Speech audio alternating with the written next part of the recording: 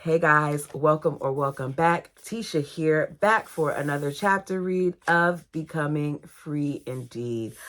I am excited. I'm excited because we're almost done. And if I'm going to be completely transparent, I did not feel like this book was that great. I think that coming from Ginger's book, I expected more of this one, and I'm not saying that it was bad. I don't want to make it sound like, oh my gosh, this book was awful. But I do want to say that it just didn't do what I thought it was going to do. I would have much rathered that if I knew that it was going to be so heavily based in theology, I probably would have looked at it differently, and that may have been on me. Maybe it's the way I went into it, and I kept trying to just give each chapter, fresh eyes and not be so judgmental about it.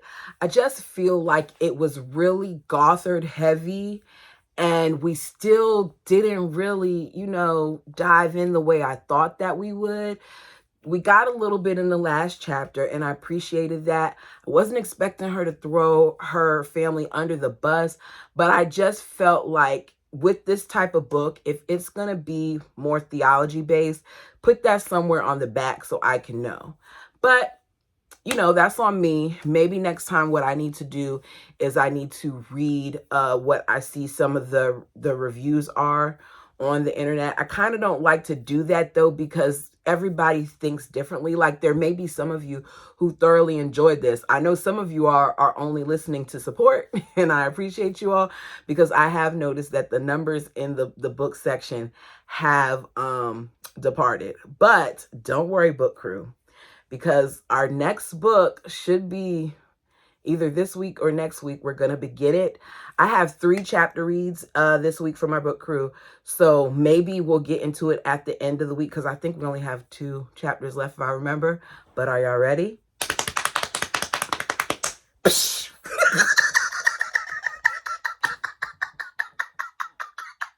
was my symbol. Our next book is here. 50 Years in Polygamy by Kristen Decker. And this is Christine Brown's aunt. The one that, for you, those of you who watch Sister Wives, who they was on the panel, and they went back and forth, and Robin and Christine were very rude to her. Yeah, that's this book. And I'm excited about it. It's a thickums. She's a thickums, like 400 and something page thickums. But we're going to do it because you all know I don't mind reading, even butchering the words. I do not mind reading.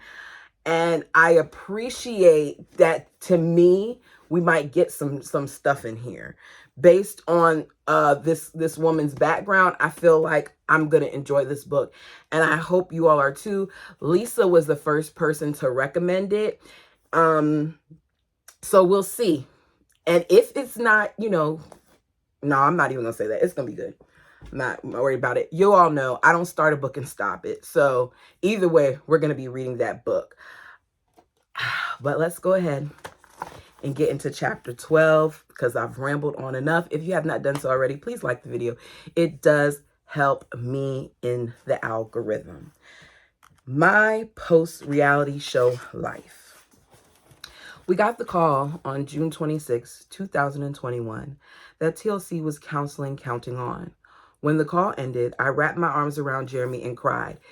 Let's be clear, TLC was canceling the show because of everything that had gone on with their brother. More things were released. There was Jim's Bob support. Like, there was a whole bunch of things that were going on that TLC felt like they could no longer back, after they tried to back them time and time again by rebranding and things of that nature.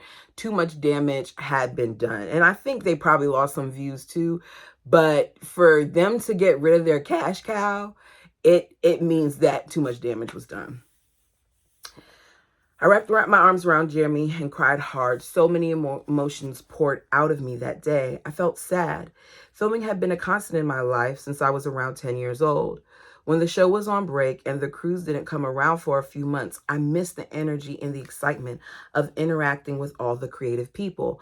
I can understand that because I remember when I was sick and I wasn't up here for a week, and I probably should have stayed 2 weeks off, but I missed y'all. And I was like, I got to get back up there. And this is only after a week. So imagine filming something of over 10 years of your life and then having it pulled away, and those people and those interactions wouldn't be the same. That would be a drastic change. The producers worked with my family to come up with ideas for episodes. It was fun to think of creating ways to give audiences a glimpse into our day-to-day lives. I didn't mind when the filming complicated my routine. At least once, a camera crew burst into my bedroom early in the morning, not knowing I was still in the bed because no one could keep track of where all the Duggar kids were. As they set up for an interview or film sessions, I had to clear my throat or say an awkward hello to let them know I was hiding under the covers. They apologized sheepishly and scrambled to the door. If the cameras were rolling, I couldn't always read where I liked or walked down the halls at certain times because it would interfere with the shot. Maybe I had to come up with something to say during an interview or take a few crew members with me when I went on an errand. Moments like that probably would have been annoying or embarrassing if I didn't have such great relationships with the crew. Many had filmed our family through all 10 seasons of 19 Kids and Counting, then every episode of Counting On. All those years on television provided job security for the film crew, and they became lifelong friends for us. One crew member, Scott, started working on the show as a cameraman. Scott, I believe, is the same one that Jill spoke to at different times that kept trying to convince her to film the show, to film her giving birth. I believe that's him. He filmed me one day when I was just 10 years old. After several years behind the camera, documenting some of the biggest moments of my family's life, he became the producer on the show in 2015. Scott was there for the early days of my relationship with Jeremy. He captured our wedding for the show. He even came along with Jeremy and me to Australia for our honeymoon. In fact, when we were trying to decide where to go for our honeymoon, we asked Scott for recommendation. He said Australia because it was the only continent he'd never been to. So we went there. So that's how close of a relationship that they developed with these people, particularly Scott, because Scott's name is mentioned by Jill too, that they based where they're going to go for their honeymoon on him. Interesting. Having him and the rest of the crew in Australia with us didn't ruin our trip.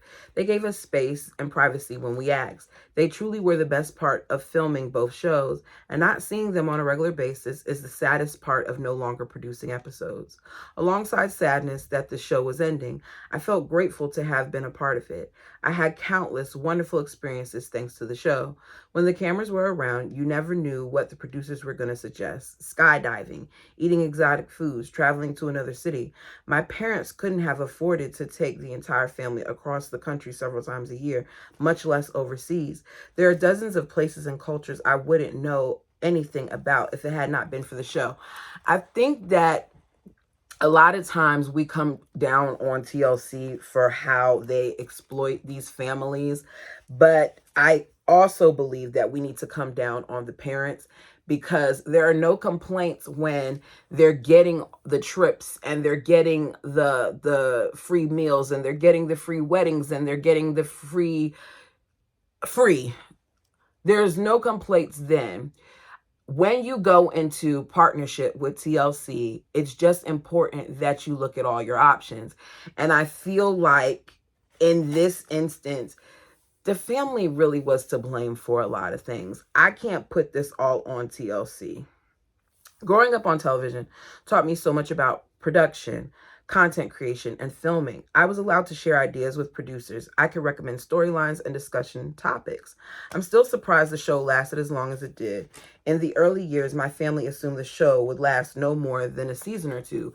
And then your father got greedy, saw how much money he was making, and didn't even consider making sure that he put stuff aside for you all. Instead, he charged you all. And if you didn't do what he wanted to do, you either got a little bit of money or you got pushed out the way Jill did. My opinion. It didn't seem possible that many Americans would be interested in a family with our conservative values. It wasn't just Americans, y'all reached overseas too. Yet each year, TLC renewed the show. For most of our life, that wasn't a burden. But even though I enjoyed being a part of the show, I was also glad it was ending. In fact, I felt immense relief on that day in June 2021. For more than a year, Jeremy and I had felt it was time to step away, not only for ourselves, but for our children, Felicity and Evangeline. We didn't want our daughters to grow up on TV. We wanted to raise them out of the public spotlight. Okay, so just step away. See, part of the thing with this is I believe that Jill, because she was on that show Counting On, was one of the kids that signed that contract that Jim Bob tried to, not Jill, Ginger was one of the kids that Bob tried to have sign that contract and be quiet. And I feel like she felt obligated to them in some ways, probably because they signed that contract too, because we know that Jill said some of her siblings signed it. And I feel like Ginger still walks the line when it comes to her parents because she isn't really revealing a lot. Anyways, let me keep going. We wanted to raise them out of the public spotlight. At their age, they don't get to choose to be part of a television show. We didn't think it was fair to make that choice for them. For all the wonderful experiences I had on the show, there were also difficult parts I couldn't have imagined when I was 10 years old. When I walked out the front door of my house in Los Angeles, there are sometimes photographers waiting to take pictures of me that they can sell to tabloids. I wish this didn't happen, but I can't stop it. All I can do is smile, try to be polite, and go about my day. Girl, if you don't want to smile, you don't have to smile. This is part of what you've been taught to do. I want Ginger to just be whoever she is. So if that means that you're a naturally soft-spoken person, be a naturally soft-spoken person. If you're like me and you got a big mouth or a certain tone, just use that tone. Don't keep worrying about changing who you are to please the public, because no matter what you do, the public is going to have something to say and the tabloids are going to spin things. Being on television, especially a show that celebrates conservative biblical values, also gives people license to criticize you for moral failures, big or small.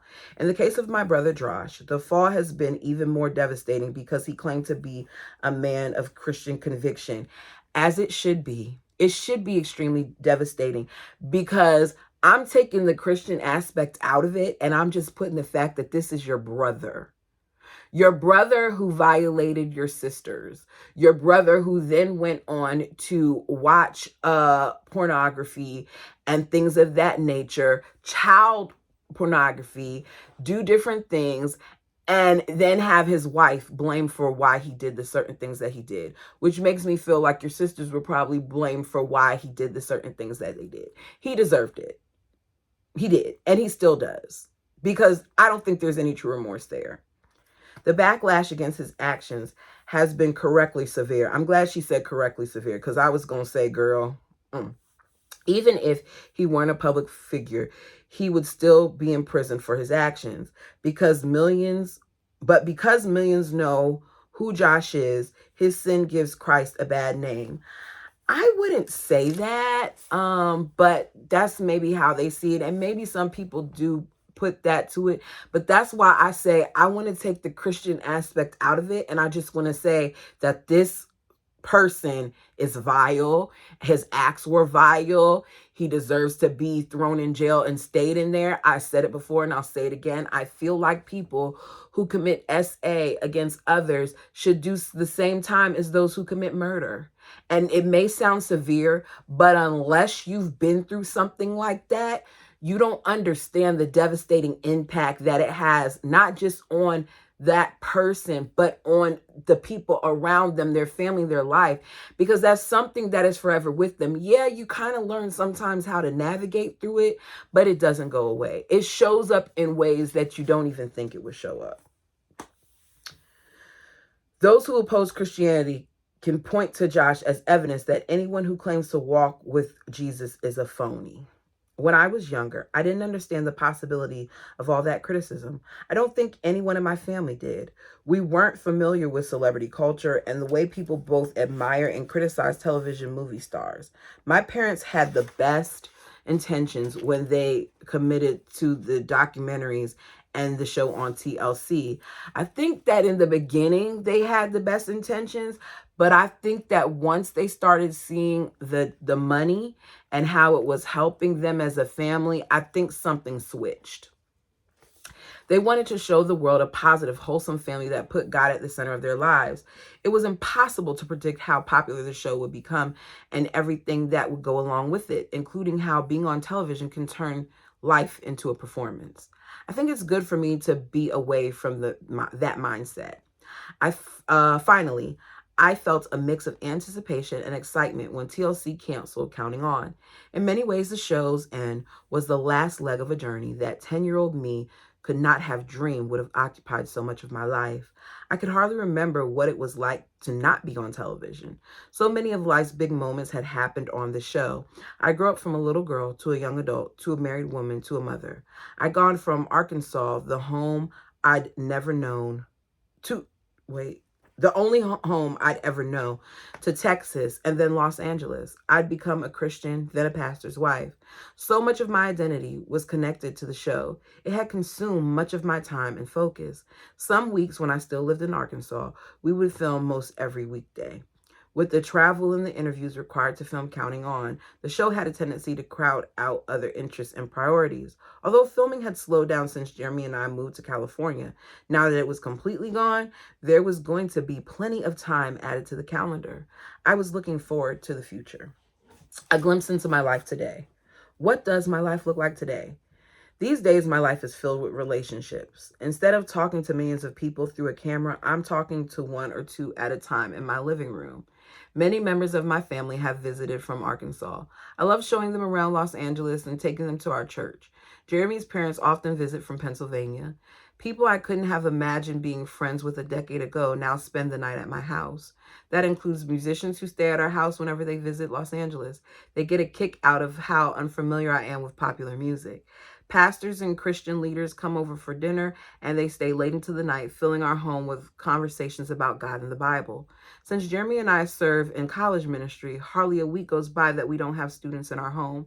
Most of these young people have no idea who my family is. They don't expect my house to be perfectly clean or notice if my children cry. Instead, they sit on our couch and share their hopes and dreams, their problems and their joys. That's great. At first, this kind of honesty was hard for me to understand. When we lived in Laredo, Jeremy and I were once speaking with a pastor friend of ours. I was struck by his honesty and willingness to be open with us. He wasn't afraid to talk about his weaknesses. It was an encouraging conversation. I realized that I needed to be more like our friend, honest, willing to ask for prayer. I'm learning that the church should be full of that kind of honesty. We are all broken, sinful, and in desperate need of grace. As Pauline Phillips said, a church is not a museum for the saints. It's a hospital for the sinners. Asking for help is not a sign of weakness. It's a sign of strength.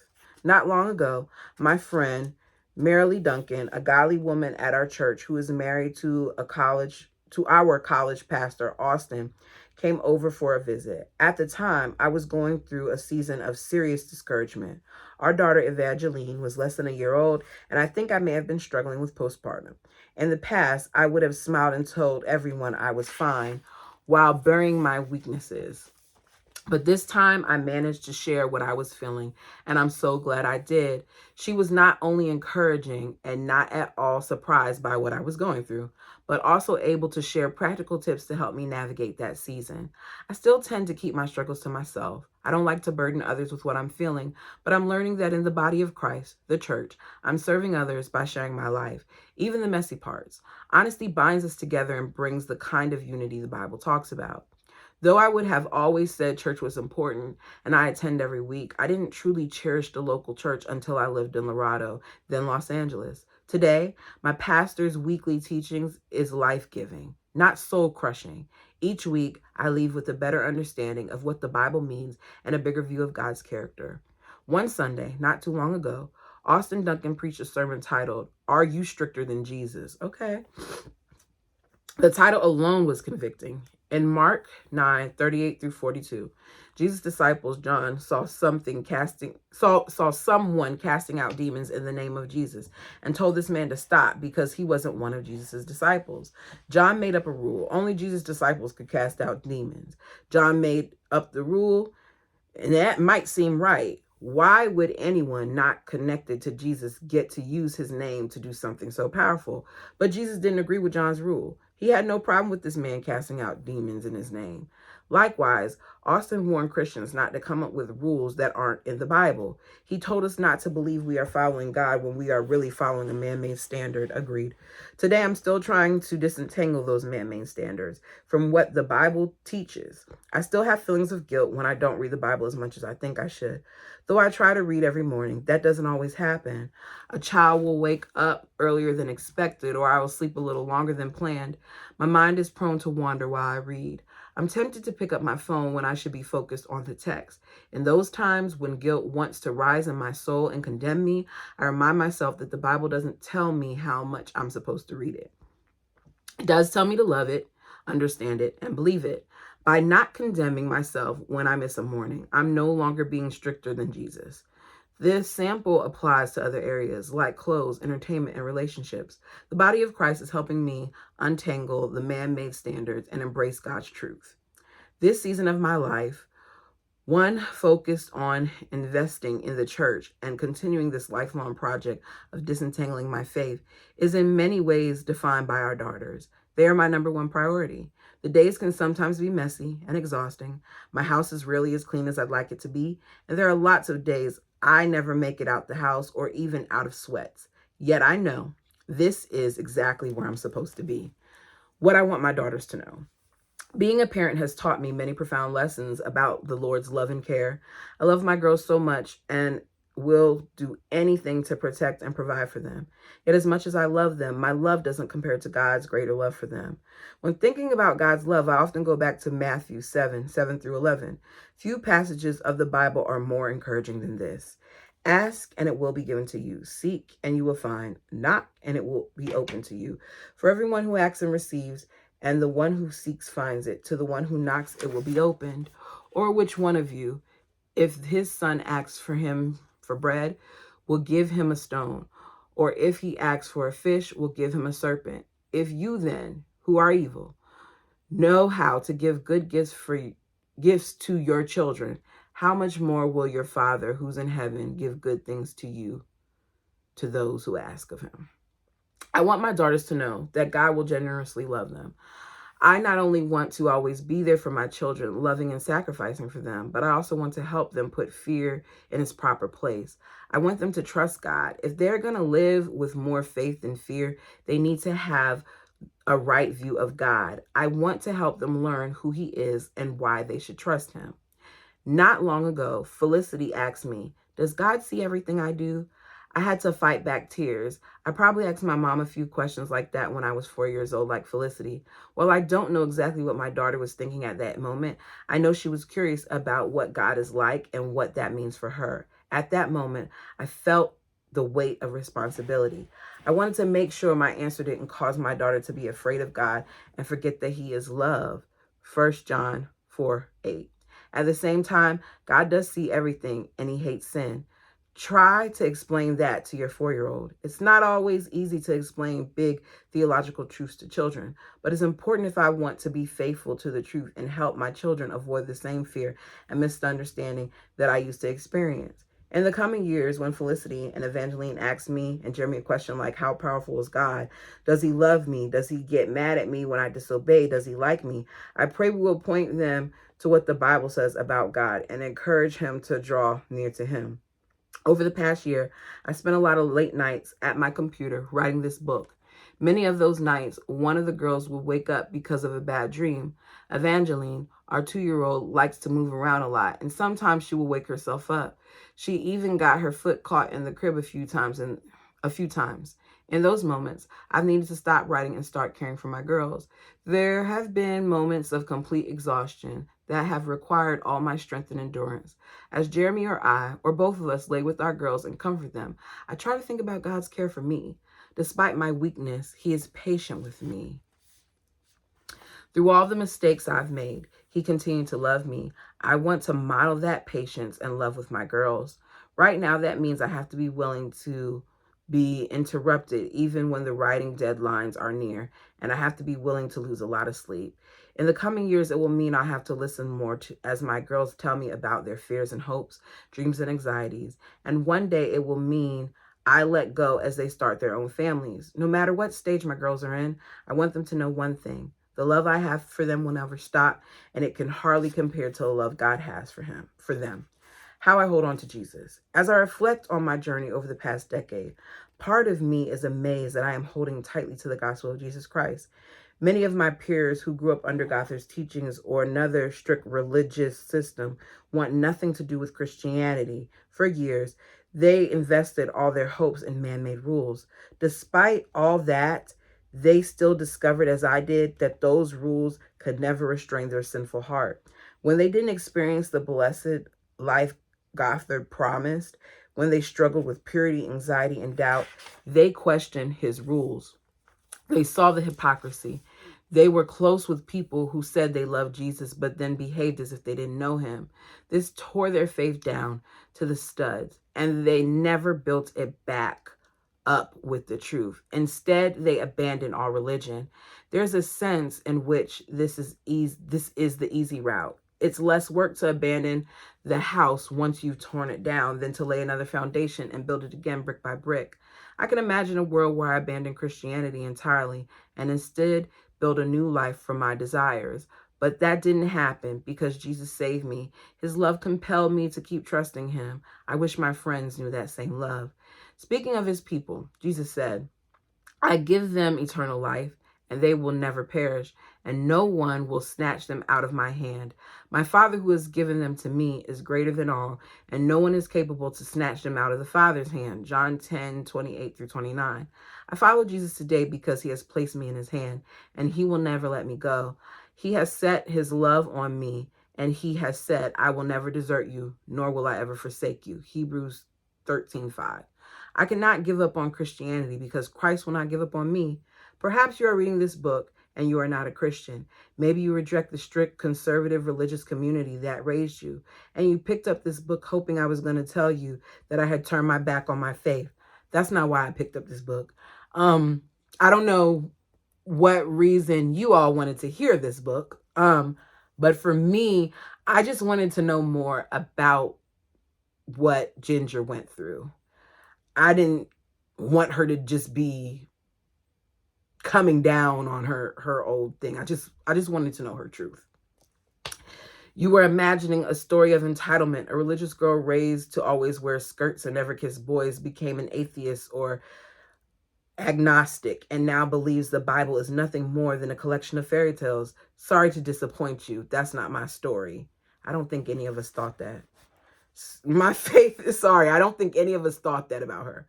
My faith is as strong as it's ever been, not because Christianity tells me the right way to live or unlock some key to success, but because I can find no one more compelling, more lovely, more hopeful than Jesus. When I look at the man-made rules, I put so much hope in when I was young. I see only emptiness. More emptiness and hopelessness would have greeted me if I turned to the world, just as they greeted so many who have gone down that path. There is only one place to turn for the kind of hope that never fails, Jesus Christ. I can't leave Christianity because only there can I find Christ. He's worth it. If you've left man-made religion, don't replace it with the religion of your own choosing. Replace it with the person, Jesus. He is all that's left and all I will ever need at the end of my story of disentanglement. And that is the end of that chapter. I did all that complaining in the beginning, and this chapter was decent. I did all that complaining, and this chapter was decent. You all let me know what you thought about this chapter. And I'll see you on Wednesday for the next. Until next time.